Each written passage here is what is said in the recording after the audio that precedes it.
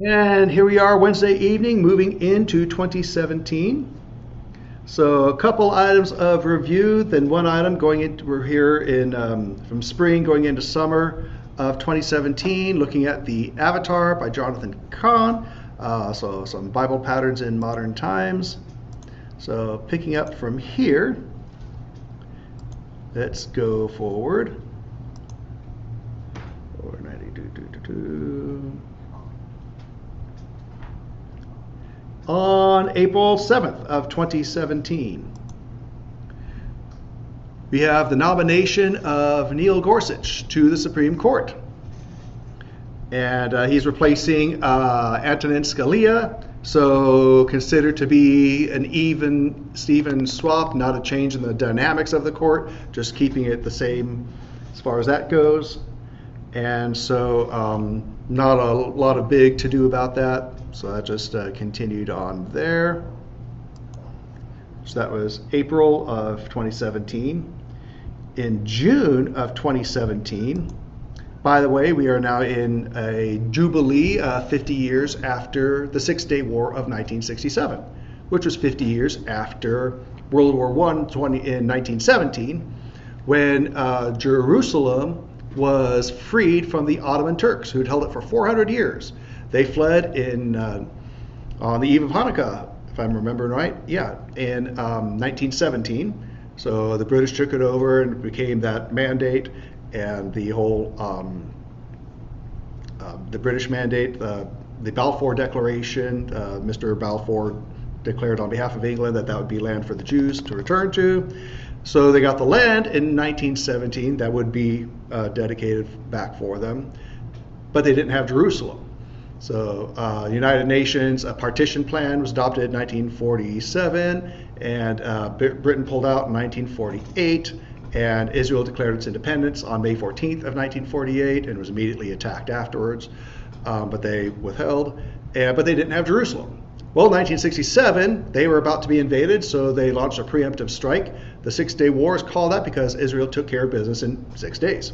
And they told Jordan, hey, stay out of it. Don't mess with this, and just leave us alone, and we'll leave you alone. Jordan didn't stay out of it, so Israel took on Jordan and got Jerusalem out of that. And so, but we still don't have any of the other nations recognizing Jerusalem, and so it's a big to-do. Well, here we are, June 5th of 2017, and what happens? The United States Senate passes a resolution to recognize Jerusalem as capital and have our embassy there. That was a vote by the Senate. Done on June 5th, very same day to the 50-year mark, the Jubilee of the Six-Day War activity and stuff. So that was pretty spiffy that happened. And here, did you know you can go to senate.gov, and here's the actual roll call for this vote on June 5th of 2017. So you can look down and see how each of the senators voted on that, et cetera, et cetera. Isn't that exciting? We're actually going to look at another roll call a little later on as we go. So that, yeah, so actually that's let's go back to here. So quick stopping point here just for this little midpoint kind of leapfrog jumping for our final session here. But let's look at this, 241. So here's some quick thoughts on this. So 50 years, so let's see, as every Jubilee is a year of return and restoration. Each Jubilee falls 50 years after the last year of return and restoration. Restoration centers on the land of Israel. For nearly 2,000 years, people of Israel were separated from their ancestral possession, their holy city, Jerusalem, after Rome destroyed the temple. That separation ended in 1967 when Israeli soldiers entered the gates of the ancient city. It was the year of return and restoration, Israel returning to its ancestral possession, a prophetic jubilee. What happens then if we count forward from 1967? Israel's prophetic jubilee. When would the next jubilee be? 50 years from 1967 comes to the year 2017. In the year of Jubilee, the trumpet is lifted up. So it was in that prophetic Jubilee of 2017, Trump was lifted up before the American and world stage. In the year of Jubilee, the trumpet sounds throughout the land. So too Trump began sounding throughout the land. In the year of Jubilee, Those who return to their ancestral possession are given the legal recognition and right to possess it. So it was in 2017, Trump issued the Jerusalem Declaration, giving Israel the legal recognition of its return to its ancestral possession. When the trumpet sounds the year of Jubilee, the right to the land returns to its original owner. So in the year of Jubilee 2017, Trump sounded right to Jerusalem, return to its original owner, Israel. And so that all happened. And we actually will stop there for the evening on the Avatar and modern events, and we'll close that out. But just in this next section, talking about during Jehu Trump's term with Neil Gorsuch being in place, who's pro-life, and this Jubilee of 1967, now in 2017, and the recognition of Jerusalem. We went over in more detail back in the day when we were going through that. But any reactions or thoughts as we're bringing this back up again? All good? Well, let's close in Scripture once again. So, yeah, go ahead. How many answers did you get? What? Oh, on that test. That's kind of funny. Yeah. No, I have not hopped on that pop-up. So we'll stop that. And now let's close.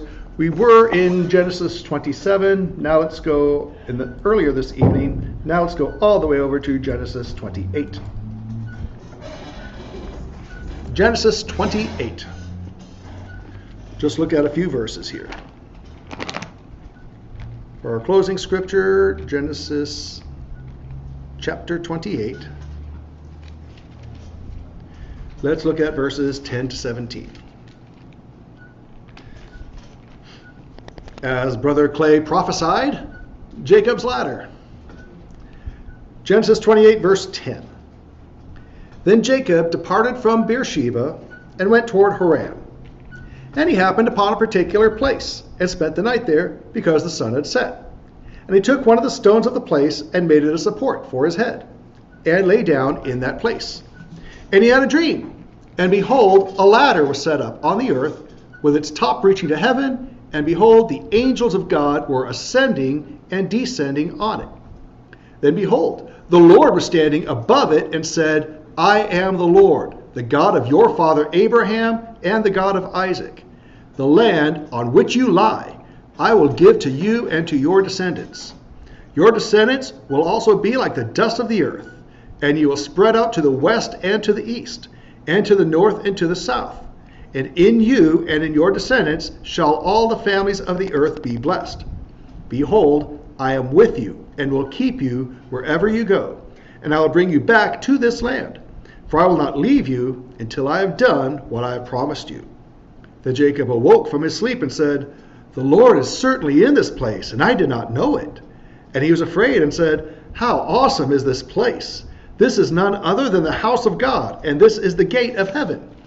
So he would anoint it and name the place Bethel, which means house of God. Yes, the Whittier Church, where Sister Carolyn's sister Shirley attends, is a member. Is named Bethel, house of God.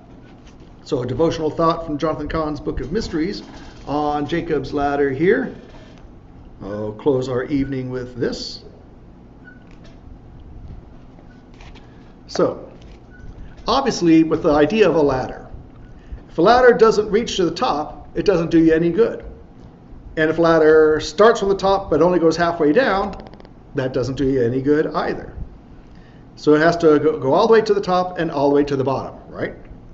To get from one to the other. How high is heaven above the earth? How great is the distance separating man from God and sin from the most holy? How long would that ladder have to be to get us to heaven? It was that ladder Jacob saw in his dream, ladder from heaven to earth. It was the shadow of Messiah, that which joins heaven to earth and God to man. It can only work if the ladder touches both ends, the highest height with the lowest depth. So Jesus, think of Jesus as being the ladder is the point here. So the Most High had to descend to the most low of depths, so that those in the lowest depths could ascend to the highest heights. The most heavenly had to become earthly, so that those who were earthly could become heavenly. And the most holy had to join himself to the most unholy. The Holy One joined to the lowest of sins.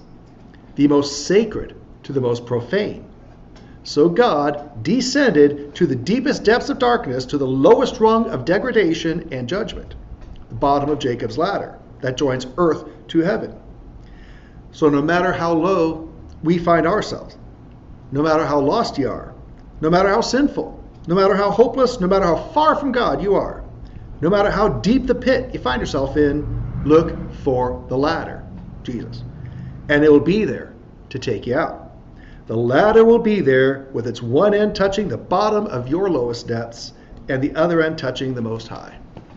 So I thought that was kind of a nice analogy there, how the heights of heaven are attainable because Jesus is that ladder reaching down to our low points to bring us up to him. So I thought that was pretty spiffy. Any thoughts or reactions on Jacob's ladder there? And thank you again for the prophecy, Brother Clay.